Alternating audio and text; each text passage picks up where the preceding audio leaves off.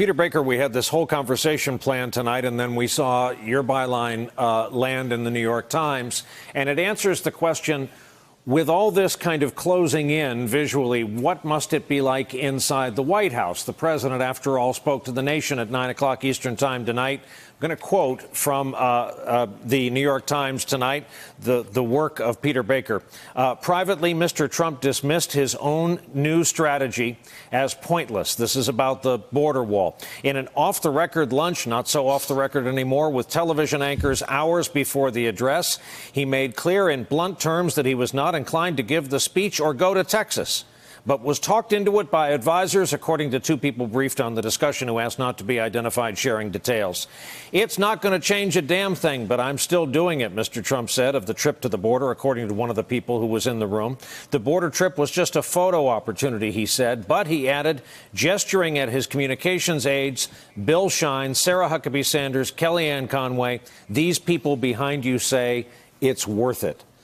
Peter Baker, it's kind of unbelievable that this was supposed to be the galvanizing effort. This was supposed to be the public fight that was going to at least get them through this week, and this undermines that.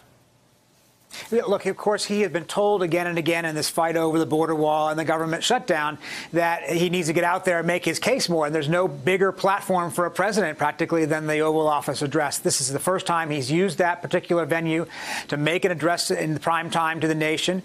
But clearly, as you just read, he's not bought into this strategy. He doesn't think it's going to be useful. He didn't want to give the speech. He was talked into it.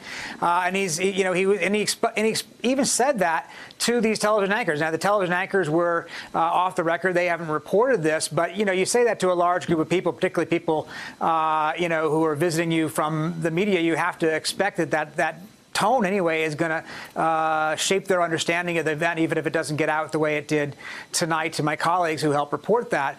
So it shows his state of mind. This is not he's definitely into this fight, but he doesn't particularly appreciate the strategy that his advisors are coming up for. Hey there, I'm Chris Hayes from MSNBC. Thanks for watching MSNBC on YouTube. If you want to keep up to date with the videos we're putting out, you can click subscribe just below me or click over on this list to see lots of other great videos.